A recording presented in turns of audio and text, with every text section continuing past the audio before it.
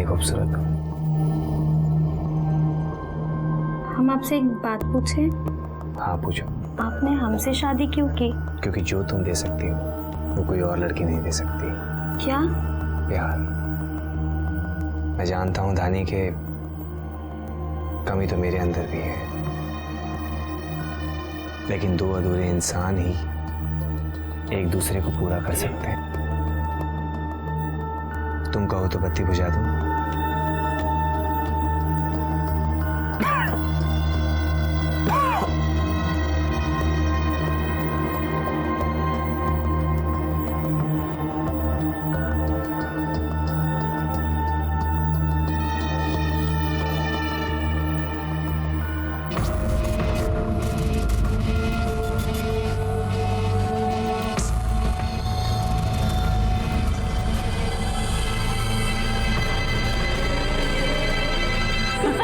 धानी, धानी हारना नहीं है।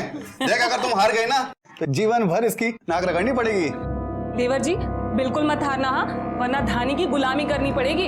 हमारे खानदान की इज्जत रखना तू। चल ढूंढ। हाँ ढूंढ तो रहा हूं।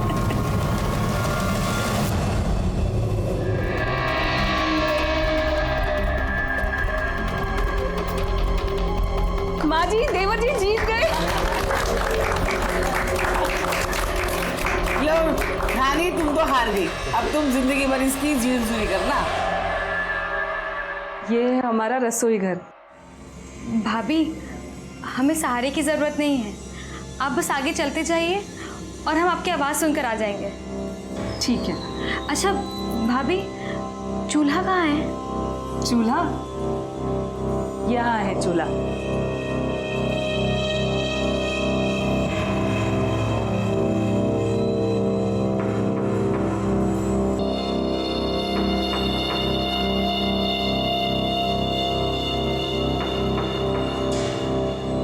धानी, माँ जी ने कहा है कि आज तुम्हारी पहली रसोई है तो तुम्हें खीर बनानी है, तो सारा सामान यहाँ मौजूद है।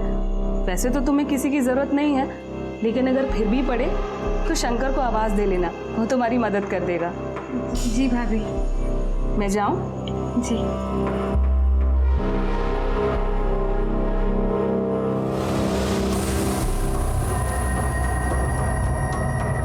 कौन है?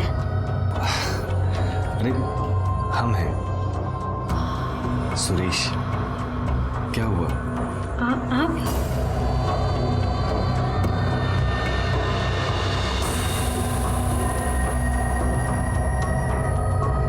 अरे क्या कर रही हो तुम? वो हम आपको महसूस कर रहे हैं। माँ ने खीर बनाने के लिए कहा था ना, वही बना रहे हैं। आज आप वाकई में जीत गए।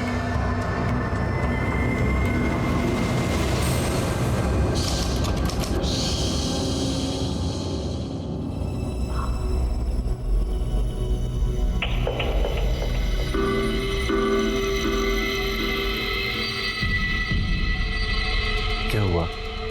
आप सोए नहीं अभी तक? आज नींद की गोली नहीं खाई ना? क्यों? अगर हम सो जाएंगे तो हमारे बीच में सोने वाला कहाँ से आएगा? हम पानी लेकर आते हैं। अरे रुको ना, हम ले आएंगे।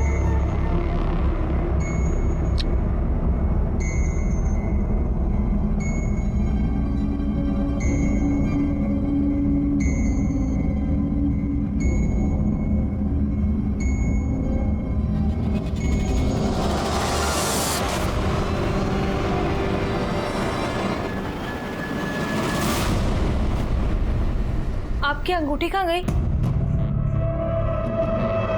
बोलिए ना। लीजिए चाय पीजिए।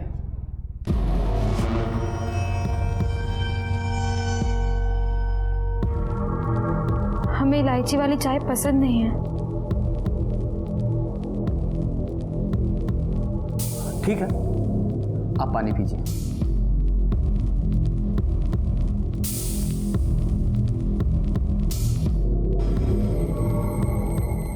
साहब, हमें बार बार लग रहा था कि कमरे में दो लोग हैं, एक हमारे पति और दूसरा वो आदमी। लेकिन हम अपने पति पे ही कैसे शक करते? इसलिए बस बार बार अपने मन को समझा रहे थे कि ये सिर्फ हमारा वहम है। लेकिन उस दिन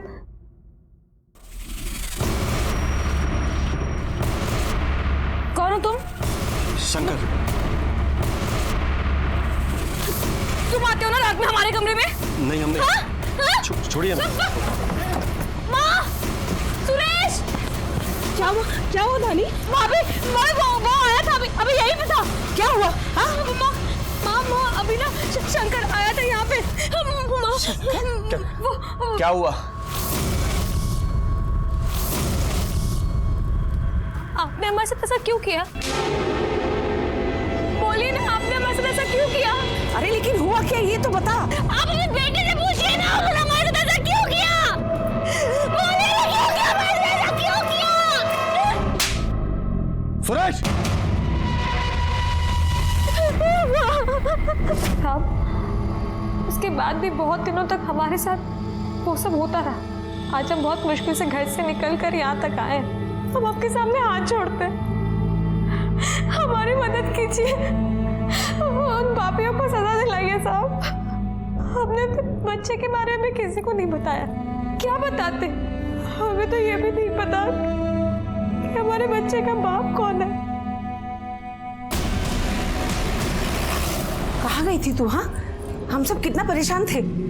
और ये सब क्यों आए तेरे साथ? आपको खुशखबरी देने, आपकी बहू माँ बनने वाली है। सच?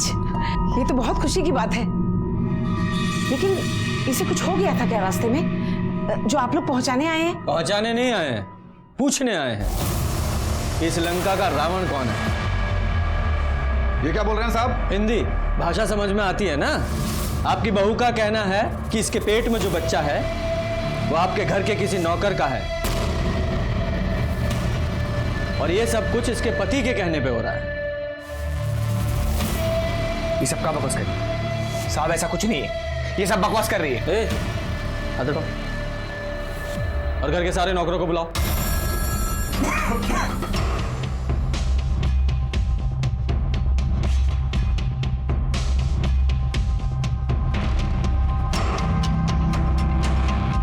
साहब, इनमें से कोई शंकर नहीं है। जाइए आप लोग। शंकर साहब, शंकर को तो शादी के दूसरे हफ्ते ही भैया ने घर से निकाल दिया था। क्यों? वो तो रमा भाभी से उसने बदतमीजी की थी। क्यों? हाँ, देवर जी सही बोल रहे हैं। हाँ साहब, दरअसल उसने हमारी बीवी के साथ जबरदस्ती करने की कोशिश करी। मैंने देख लिया तो 2 थप्पड़ मार के उसे घर से बाहर निकाल दिया साहब। जब शादी के दूसरे हफ्ते ही आपने उसे नौकरी से निकाल दिया तो फिर वो कैसे धानी के साथ अभी तक वो सब करता रहा? ये लड़की पागल है साहब। आपको पता है शंकर एक बहुत गंदा आदमी था, इसीलिए हमने उसे नौकरी से निकाल दिया। लेकिन इसे लगता है कि वो अभी भी यही है, बार बार उसका नाम लेती है। हमसे तो कहती है कि सुरेश ही शंकर को उसके पास भेजता है। आप ही बताइए, एक पति अपनी पत्नी के पास ऐसे गैर मर्द को भेजेगा? अरे जब इसकी शादी हुई थी ना, तब भी लोगों ने कहा था कि मत करो शादी, ये लड़की पागल है। लेकिन हमने भी कोई एहसान नहीं किया था इस पे शादी करके। हमारा भी मतलब था, हमारे बेटे में खोट है, इसका पैर ठीक नहीं है, इसीलिए हमने एक अंधी लड़की से इसकी शादी करवा दी। हमें लगा था कि दोनों की ठीक रहेगी, खूब जमेगी इनकी। साहब, ये सब कोई झूठ बोल रहे हैं। आप हमारे साथ चलिए, हम आपको बताते हैं। रानी इधर आ जाओ, गाड़ी में बैठो, इस तरफ। नहीं साहब, गाड़ी की जरूरत नहीं है, यही पास में रहती है मेरी माँ, 10 मिनट की दूरी है। आप चलिए ना, मैं लेकर चलती हूँ ना आपको। अच्छा ठीक है, चलो।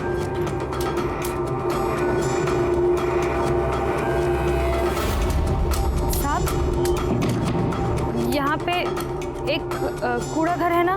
हाँ, बस वहीं से बाएं।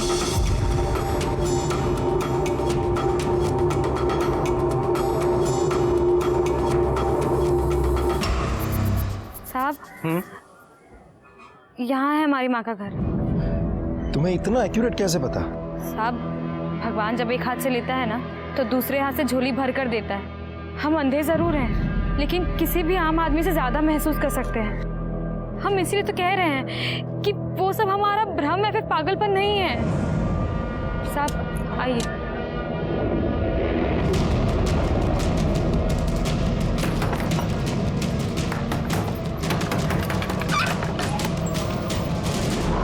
धानी क्या माँ क्या हुआ? माँ आप बताइए ना इनको, क्या हमारा दिमाग खराब है? हम पागल हैं? नहीं नहीं बेटा, तू आप बताइए ना इनको, ये विश्वास नहीं कर रहे माँ। परेशान मत हो। अंकुर, तू दीदी को अंदर ले जा। अंदर जाइए। दीदी आप यहाँ पर आराम करो।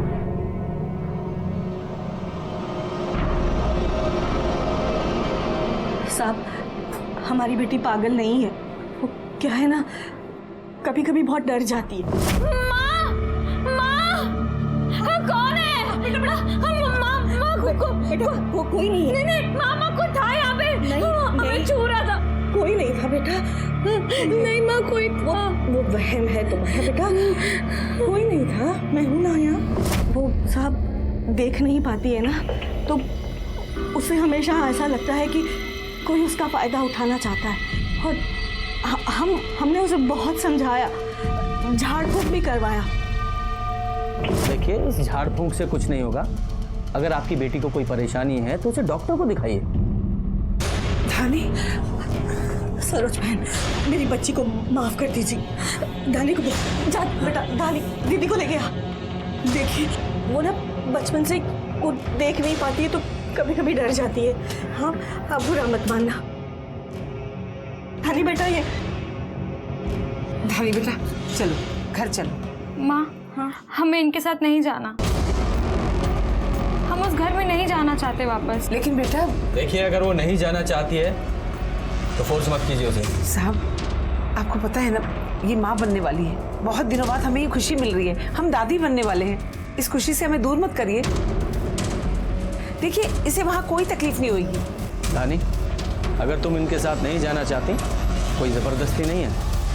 अगर फिर भी तुम्हारा जाने का मन है तो मैं वहाँ रेगुलर चेक करने आता रहूँगा। अगर तुम्हें लगे कि तुम्हारे साथ कुछ गलत हो रहा है तो डरना नहीं, सीधे हमें बताना। हाँ?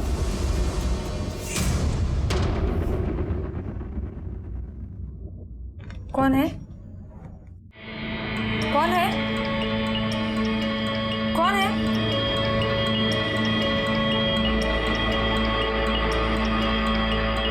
तुम्हारे पति हैं, अब खासकर भी बताएंगे।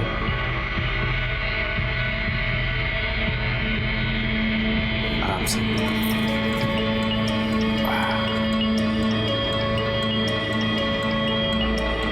अब तुम माँ बनने वाली हो हमारे बच्चे की। अगर ज्यादा परेशान रहोगे ना तो बच्चे पे असर पड़ेगा। और एक बात और, शंकर सिर्फ तुम्हारे मन का वहम है।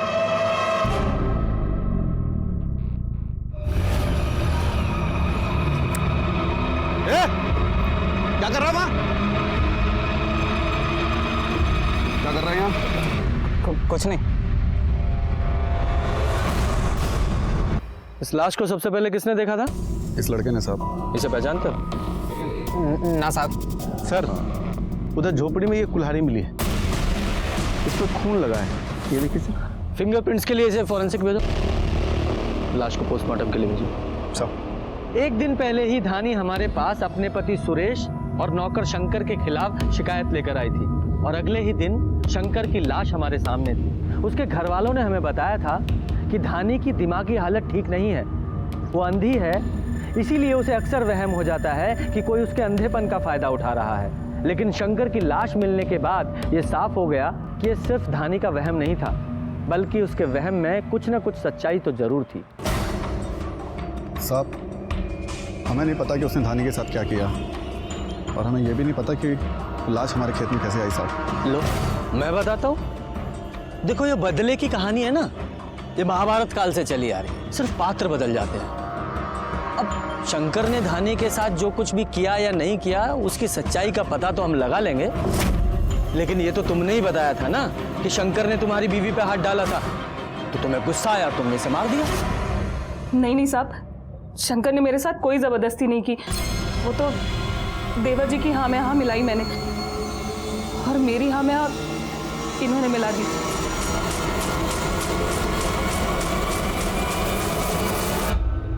आपकी जो भाभी जी कह रही हैं सच बोल रही हैं? कमाल की फैमिली है आप लोगों की, पूरा परिवार एक दूसरे की हाँ में हाँ बहुत अच्छे से मिलाता है, हैं? और आप लोग एक दूसरे की हाँ में हाँ मिलाकर धानी को पागल साबित करने की कोशिश तो नहीं कर रहे हैं?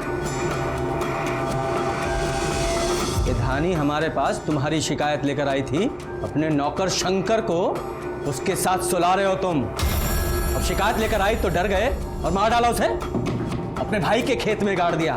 तुम्हें क्या लगा लाश बरामद नहीं होगी तो क्या सच बाहर नहीं आएगा? कैसे मारा उसे? हमारा बेटा ऐसी घटिया हरकत कभी नहीं कर सकता। और शंकर को काम से ना तो सुरेश ने निकाला है ना रमेश ने, उसे काम से हमने निकाला था। बदतमीज, जिस थाली में खाता है उसी में छेद करता है। तेरी हिम्मत कैसी हुई मेरे घर की इज्जत में हाथ डालने की? नहीं माँ जी, मैं तो निकल जा। अरे माँ जी, हमारी बात तो ऐसा तो नहीं जो आप समझ रही है। माँ सच कह रही है, उन्होंने शंकर को घर से निकाला था, लेकिन साहब उसके बाद भी शंकर हमारे पास आता था। अरे नहीं धानी, शंकर नहीं आता था। हमने शंकर को उसी दिन निकाल दिया था, लेकिन वो बात इसके मन में घर कर गई। दिमागी तौर पे कमजोर है ना ये, इसे डर लगने लगा था, इसीलिए ये सोचती थी कि सुरेश ही शंकर है। आप अपने बेटे से पूछिए ना, उन्होंने हमारे साथ ऐसा क्यों किया? पैर फिसल गया तो हमने संभाला उसे, तो चीखने लगी, चिल्लाने लगी और कहती है कि शंकर शंकर। आपको हमारे साथ चलना पड़ेगा।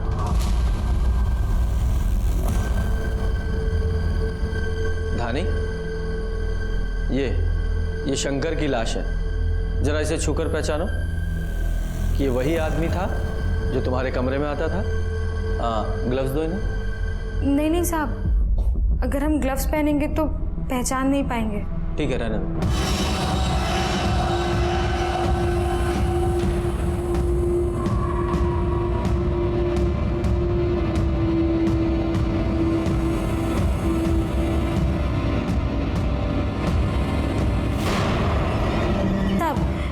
ये वो आदमी नहीं है।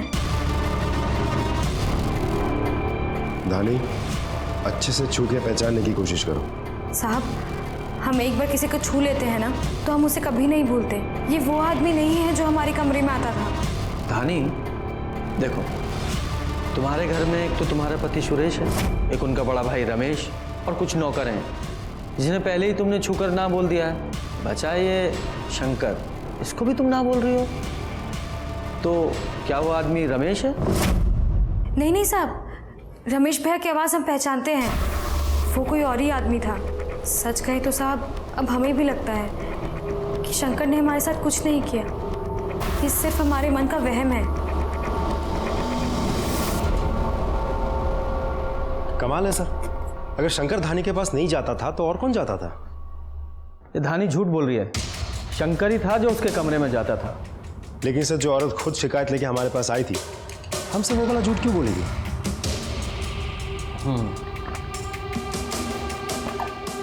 क्या पता उसके पति सुरेश ने उसे डराया हो, या फिर इसने सोचा कि जिस आदमी ने उसके साथ गलत किया है वही नहीं रहा, तो फिर बात को बढ़ाने से क्या फायदा, या फिर कोई ऐसी बात जो हमें नहीं पता। सर, ऐसा भी तो हो सकता है कि शंकर को किसी और ने ही मारा हो और इन लोगों का इस खून के साथ कोई कनेक्शन ही ना हो। हाँ, हो सकता है। शुक्ला, एक काम करो कि शंकर के सारे कॉल रिकॉर्ड्स निकालो। अगर इन लोगों ने इसे काम से निकाला था तो पता करो कि ये कहाँ रहता था और क्या करता था। सर, हाँ? क्या हो गया सर? क्या सोच रहे हैं आप? ये कि धानी ने झूठ क्यों बोला? हेलो धानी बेटा, तुम ठीक तो हो ना? अंकुर बता रहा था तुम बहुत परेशान हो। हाँ माँ, हम एकदम ठीक है। अंकुर बेमतलब का परेशान होता है, हम ठीक है माँ। बेटा तू सुन, मेरी बात सुन, वो सब कुछ ना एक बुरा सपना था। तुम अपनी माँ की बात मानती हो ना? हाँ, तो ये सब भूल जाओ और अपने होने वाले बच्चे के बारे में सोचो, ठीक है? हाँ माँ। सर, कुछ समझ में नहीं आ रहा सर। ये लोग कह रहे थे कि शंकर को 1.5 महीना पहले ही नौकरी से निकाल दिया गया था। हाँ, लेकिन उसकी कॉल लोकेशन तो हमेशा उसी एरिया की थी। ये रही सर। सर, मैंने शंकर के घर वालों से भी पूछताछ की, वो लोग वहीं एक गांव छोड़ के ही रहते। सर, शंकर के घर वालों ने कहा कि शंकर ने उसके घर वालों को ऐसा कभी भी नहीं कहा था कि शंकर को नौकरी से निकाल दिया गया था। वो तो उल्टा उन लोगों को पैसे दे रहा था। जब नौकरी नहीं कर रहा था तो पैसे कहाँ से आ रहे थे? शुक्ला, जरा पता करो, क्या सच में उसे नौकरी से निकाला था या कोई और ही माजरा है? क्या शंकर सुरेश के घर में आता जाता था? मालूम नहीं साहब, मैंने कभी उतना ध्यान नहीं दिया है। हाँ साहब, पहले सुरेश के यहाँ काम करता था वो। अभी बहुत दिनों से वो दिन भर आवारागर्दी करते रहता था, दिन भर यहाँ बैठकर पत्ते खेलते रहता था। हमें तो लगा ही था साहब, अभी उसके पास कोई काम धाम नहीं है। क्यों? वो तो सरोज चाची के घर में काम करता ही था ना। लेकिन वो तो कह रहे हैं कि 1.5 महीने पहले उसे नौकरी से निकाल दिया था। नहीं नहीं सर, मैंने कई बार देखा है उसे रात में सरोज चाची के घर जाते हुए। लेकिन हाँ सर, वो थोड़ा छुपछुपाते हुए जाता था। नहीं नहीं, काम से तो उसे निकाल दिया था। अरे हमारे पास कितनी बार शंकर काम मांगने आया था। सुरेश जी, एक बात समझ में नहीं आ रही है। आपने कहा था कि आपने शंकर को नौकरी से निकाल दिया था, लेकिन वो तो वहीं आपके मोहल्ले में आसपास घूमता रहता था, पत्ते खेलता रहता था। एक पड़ोसी ने बताया कि शंकर उनसे काम मांग रहा था, लेकिन एक पड़ोसन ने बताया कि उसने शंकर को कई बार आपके घर में रात में चोरी छुपे आते जाते देखा है। ये माजरा क्या है? साहब, हमें नहीं पता कि कौन क्या कह रहा था, और ना ही हमें ये पता कि शंकर को किसने मारा। साहब, हम तो खुद अपनी जिंदगी से लड़ रहे हैं। एक खांसी, ऊपर से चलने में थक, दिन भर खेत में भागा था, रात को सोने के लिए नींद की गोली खानी पड़ती है। उसके बाद कौन आता है कौन जाता हमें नहीं पता। बस अब ना तो कभी हमने शंकर को धानी से कोई बदतमीजी करते हुए देखा, ये तो उसे निकालने के बाद माँ ने हमें बताया। एक बात और साहब, हमारे घर में ऐसा कोई भी नहीं जो शंकर के लिए आधी रात को दरवाजा खोले।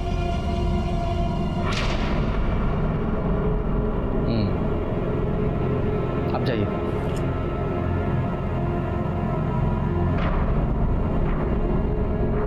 इतना तो साफ है कि शंकर को नौकरी से निकाला गया था। जरा इस सुरेश की कॉल रिकॉर्ड्स निकालो। भैया, धानी के बारे में कुछ मत कहिए। कहे ना कहे, तुम दोनों मियां बीवी ने मिलकर शंकर को मार दिया और मार कर दफना दिया हमारे हिस्से वाली जमीन पे, ताकि हम फंस जाएं। शंकर को हमने नहीं, हमें तो लगता है शंकर को आप दोनों ने मिलकर मारा है। और वैसे भी हमने आपको बताया था कि शंकर ने भाभी के साथ बदतमीजी की और आपका मर्दाना खून खोल गया होगा और आप दोनों ने मिलकर उसे मार दिया होगा। और ये भी हो सकता है कि कहीं भाभी उसे रात को बुलाती हो। देवर जी, जबान संभाल के बात करिए, कुछ भी बोलेंगे आप। ज्यादा बकवास करें तो मुंह तोड़ दूंगा। पत्नी है वो हमारी। आप भी जिसके बारे में बात कर रहे हैं तो वो भी हमारी पत्नी है। तुम्हें कोई बात समझ में क्यों नहीं आती? इस प्रॉपर्टी के काम के चक्कर में मत पड़ो तुम। कितनी बार कहा है आपसे कि चाय के साथ पानी लाया करो। सॉरी सर, अभी तुरंत लाया। अरे तुमसे नहीं कह रहे हैं, तुम सीधी सादी नौकरी करो, सुबह शांति से जाओ और शाम को शांति से घर वापस आओ, टाइम पे सैलरी मिलेगी, समझे? अब हम रख रहे हैं, बाद में बात करेंगे। हाँ, क्या हो गया सर? अरे भाई को अब प्रॉपर्टी के काम का भूत सवार हुआ है। बताइए। तो अच्छी बात है सर, करने दीजिए, प्रॉपर्टी के काम में तो पैसे हैं। आप तो रहने दीजिए। बताइए सर।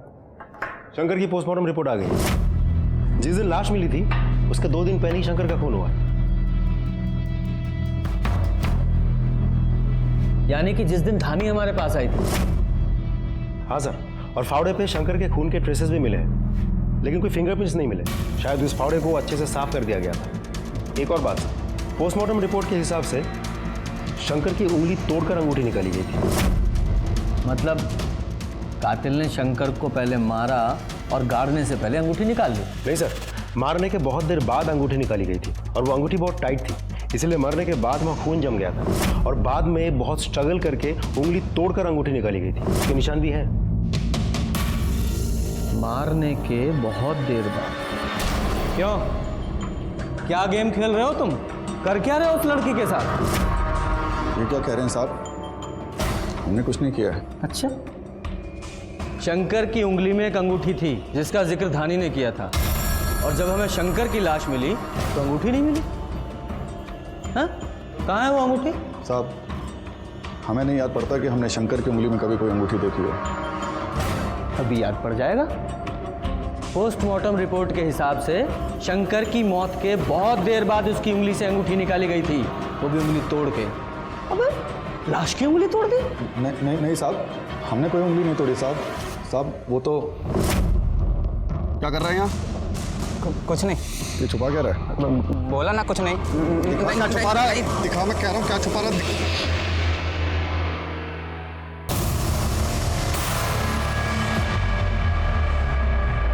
कहाँ से मिली अंगूठी? कहाँ से मिली अंगूठी?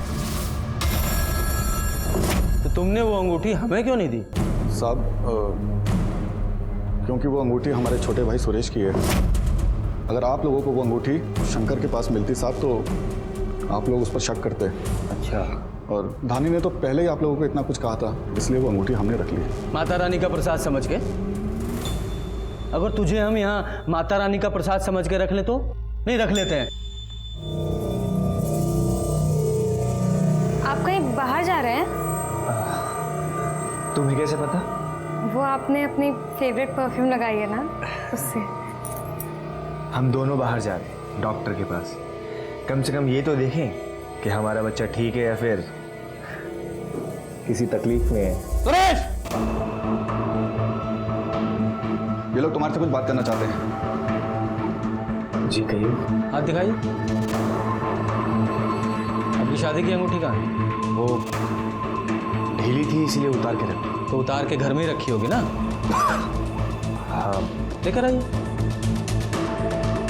अच्छा, याद नहीं आ रहा कि कहाँ रखी है? मैं बताता हूँ। आपकी अंगूठी शंकर को मारते वक्त वहीं गिर गई थी। ये देखिए, ये रही हमारे पास। ये अंगूठी हमें शंकर की लाश के पास मिली है जब तुम उसे खेत में गाड़ रहे थे। क्या कहना है इसके बारे में आपको? बता दें।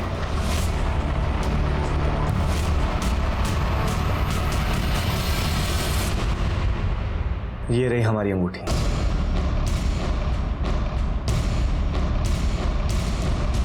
और जिस अंगूठी की आप बात कर रहे हैं वो हमें नहीं पता किसकी है। ये अंगूठी हमें हमारी शादी में मिली थी। ये देखिए, ढीली होने की वजह से कई बार हम इसे उतार के रख देते। धानी ने भी कई बार हमें टोका कि हमारे हाथ में कभी अंगूठी होती है और कभी नहीं।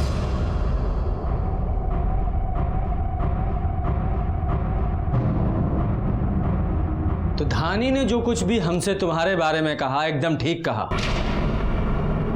जब धानी ने शंकर को अंगूठी के बारे में टोका,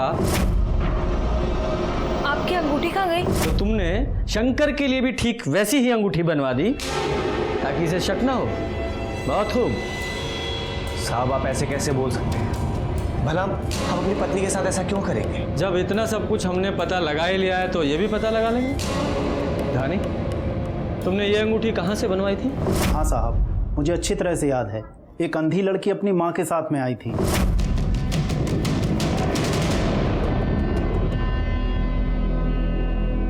माँ, ये डिजाइन लेंगे। ये अच्छा, मैं सब इसे पैक करता हूँ। 5 ग्राम की है ना? क्या बात है, बिटिया तो बहुत सियानी है। हाँ, इसकी शादी होने वाली है। भगवान इसे हमेशा खुश रखे। क्या पिछले 2 महीने में कोई और भी आया था इस डिजाइन की अंगूठी बनवाने? हमारे पति की अंगूठी खो गई है जो आपसे बनवाई थी, वो हमें वैसी ही अंगूठी दोबारा बनवानी है। कितना समय लग जाएगा? बेटा कम से कम 1 सप्ताह लग जाएगा। 1 दिन में नहीं हो पाएगा? हो ही नहीं सकता, क्योंकि काम बहुत बारीक है और त्योहार की वजह से कारीगर के पास में समय भी नहीं है, इसलिए नहीं हो सकता। तो फिर क्या हुआ? उसने अंगूठी बनवाई यहाँ से? नहीं सर, मेरे पास तो नहीं बनवाई। ये देखिए, क्या ये अंगूठी भी आपके यहाँ की है? नहीं साहब, ये अंगूठी मेरी दुकान की नहीं है, शायद कहीं और से बनवाई हो।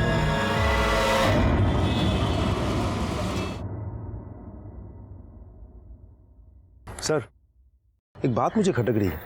अब धानी से पूछेंगे नहीं कि वो सेम डिजाइन की अंगूठी बनवाने क्यों गई थी और 1 दिन के अंदर ही उसको डिलीवरी क्यों चाहिए थी? शुक्ला, मुझे नहीं लगता कि धानी से यह सब पूछकर कोई फायदा होने वाला है, क्योंकि उसने शंकर की लाश को छूकर साफ साफ झूठ बोल दिया कि शंकर वो आदमी है ही नहीं। कहीं ऐसा तो नहीं कि इस शंकर के साथ इसका कोई अफेयर चल रहा हो और वो सेम डिजाइन की अंगूठी शंकर को गिफ्ट करना चाहती हो जैसी कि उसने अपने पति को गिफ्ट की थी। हो भी सकता है सर। हाँ, एक काम करो, इस धानी से कोई भी पूछताछ करने से पहले सारी ज्वेलरी शॉप में पता करो कि सेम डिजाइन की अंगूठी किसने बनवाई थी, धानी ने या किसी और ने।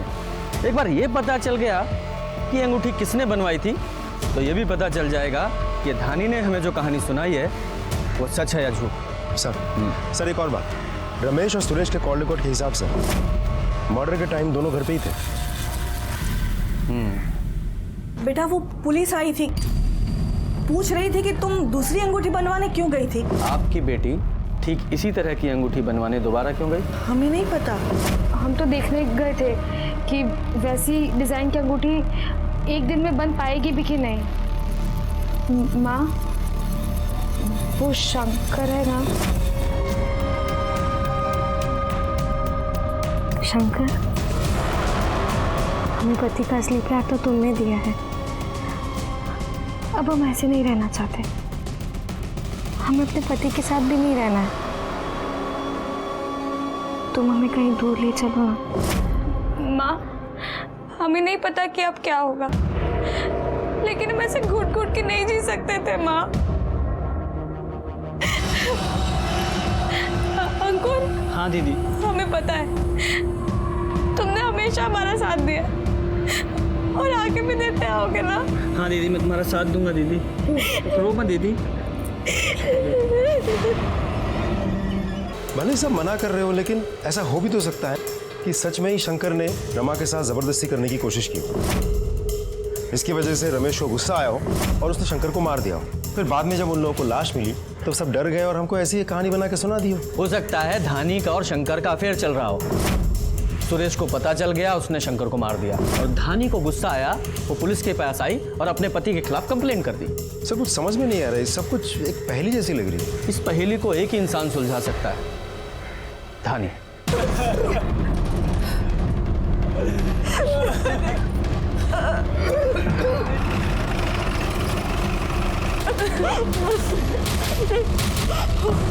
क्या हुआ संगीता? चेक करो जरा।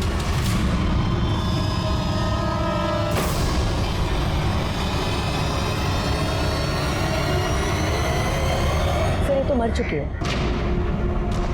कैसे मरी है? पता नहीं साहब, रमा बता ना क्या हुआ था। रमा कैसे मरी? मुझे नहीं पता साहब, बस ये बाहर से आई थी,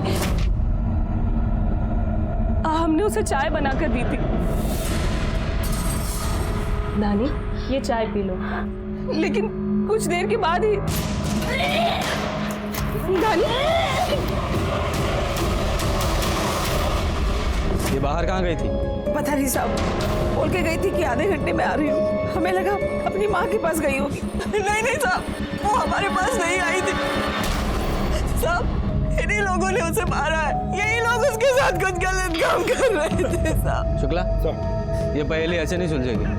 इसकी बॉडी को पोस्टमार्टम के लिए भेजो और जिस कप में इसने चाय पी थी वो भी फॉरेंसिक के लिए भेजो और इसके फोन की लोकेशंस निकालो, पता तो चले कि कहाँ गई थी। ये कहानी धानी के साथ शुरू हुई थी, लेकिन उसकी मौत ने हमारे सामने कई नए सवाल लाकर खड़े कर दिए थे। इस केस की तफ्तीश के दौरान हमें कुछ ऐसे सबूत मिले जो धानी के खिलाफ जा रहे थे, लेकिन मुझे हमेशा से धानी पर यकीन था। वो देख नहीं सकती थी, लेकिन मैं उसे देख सकता था, उसके सच और झूठ को देख सकता था।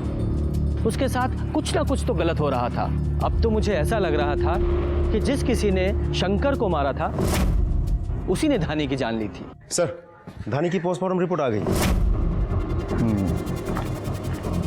शुक्ला, धानी के पेट में जो बच्चा था उसका डीएनए शंकर के डीएनए से मैच कराओ। हो सकता है वो शंकर का ही बच्चा हो। ये धानी बाहर कहाँ गई थी?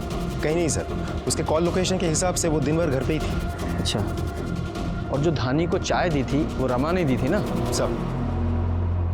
साहब, वो मेरी देवरानी थी, मैं उसे जहर क्यों दूंगी? ये तो आप बताइए। वो माँ बनने वाली थी, हो सकता है उसको बेटा हो जाता। आपको सिर्फ बेटी है, आपको जलन हुई और आपने उसे जहर दे दिया। और हमें जलन क्यों होगी, जबकि हमको ये बहुत अच्छे से पता है कि वो बच्चा उसके पति का नहीं था।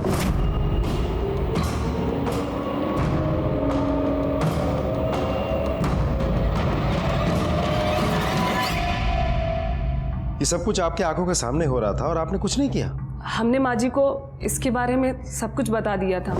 मैं अभी जाके सुरेश से बात करती हूँ। नहीं नहीं माँ जी, मेरा नाम मत लीजिएगा। तू क्यों घबरा रही है? हाँ, तूने कुछ गलत थोड़ी की है। सुरेश, हम आपको बाद में कॉल करते हैं। ये शंकर का क्या चक्कर है? वो माँ, देख, तू ये सब क्या कर रहा है हमें नहीं पता, लेकिन ये सब इस घर में नहीं चलेगा, समझ गया? और इसके बाद ही माँ जी ने शंकर को घर से बाहर निकाल दिया। हमने बदनामी के डर से इसके बारे में किसी को नहीं बताया। एक बात समझ में नहीं आई, ये सुरेश अपनी पत्नी के साथ ये सब क्यों कर रहा था? वो बीमार है।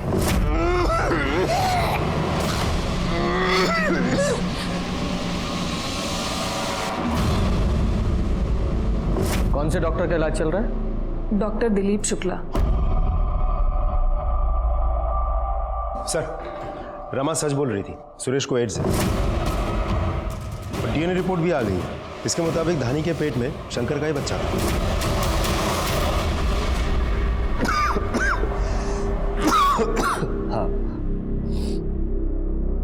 हाँ, हमें एड्स है और उस शंकर को भी धानी के साथ वो सब करने के लिए हम नहीं करते।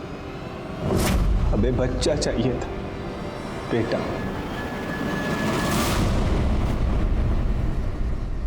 उसके लिए बच्चा गोद ले लेते। और भी कई तरीके थे, उसके लिए अपनी और अपनी पत्नी की जिंदगी को बर्बाद की। मैं नहीं चाहता था कि कोई मुझे नामर्द समझे, और उससे भी बड़ी बात कि किसी को ये पता चले कि मुझे एड्स। अगर लोगों को ये पता चल जाता कि मुझे बीमारी है, तो हंसना बोलना छोड़िए साहब, लोग मेरी परछाई से भी दूर भागते। दिखाना चाहता था खुद को कि मैं भी आम इंसानों की तरह। क्योंकि धानी को तुम्हारी सारी प्लानिंग पता चल गई थी, इसलिए पहले शंकर को मारा और फिर धानी को। हमने कुछ नहीं किया। हमारा बेटा सही कह रहा है, उसने वही किया जो हमने उसे कहा करने के लिए। इसीलिए हमने उसकी शादी भी एक अंधी लड़की से करा दी। सुरेश को शंकर ने हमारे कहने पर ही अपनी पत्नी के पास भेजा था, लेकिन उस दिन रमा ने उसे देख लिया, इसीलिए शंकर को हमें नौकरी से निकालने का नाटक करना पड़ा। लेकिन अक्सर है ना, वो रात को घर में आ जाया करता था, और वो अंगूठी वो भी हमने पास वाले गांव में अपनी देवरानी से ही बनवाई थी। वैसी ही एक अंगूठी हमने शंकर को भी दी थी। और जब आपको बच्चा मिल गया तो आपने और आपके बेटे ने मिलकर शंकर को मार डाला, ताकि वो सच्चाई किसी को ना बता सके, क्योंकि उसकी जरूरत तो खत्म हो गई थी। और धानी को इसलिए मार डाला क्योंकि उसे पता चल गया था कि आप लोगों ने शंकर को मार डाला, है ना? नहीं साहब, ना ही हमने शंकर को मारा और ना ही धानी को। और धानी तो बाहर से ही जहर खा के आई थी।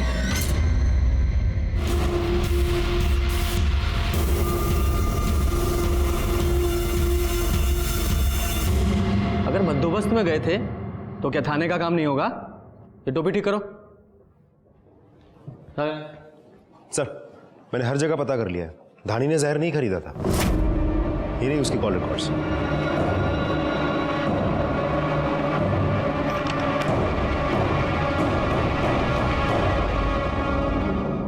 ये देखिए, ये हैं आप दोनों की कॉल रिकॉर्ड्स।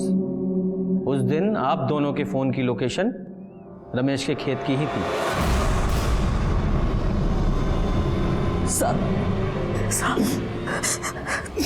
बचपन से ही लोगों ने उसके अंधे होने का फायदा उठाया। स्कूल में, कॉलेज में, सड़क पर, बाजार पर उसका चाचा जो हमारे साथ रहता था, हमारे ही घर में रहकर हमारी ही बच्ची को हर रात शिकार बनाने की कोशिश कर रहा था।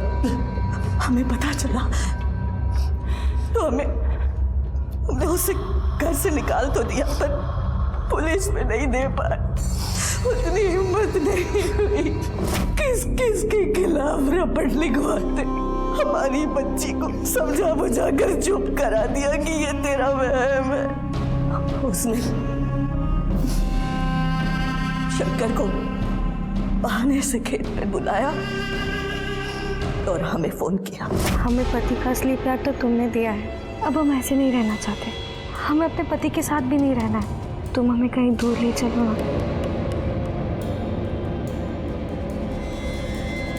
आ गए तुम?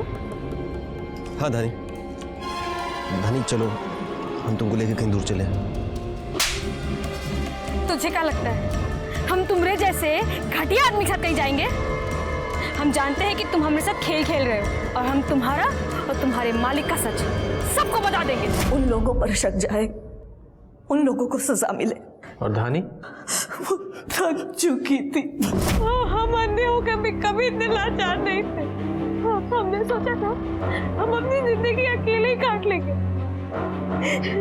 लेकिन हमारे पति ने अपना साथ देके हमें हमेशा के लिए लाचार कर दिया। माँ, तुमने हमेशा हमारी मदद की, एक आखिरी मदद कर दो ना।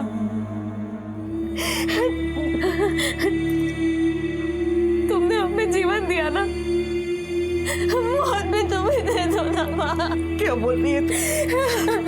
हम ऐसा नहीं कर सकते। ऐसा मत बोलो दीदी। हमें इस बात की तो खुशी रहेगी कि हमारी मौत उन घटिया लोगों की वजह से नहीं हुई। माँ, हमारी मदद कर दो ना माँ, कर दो ना माँ।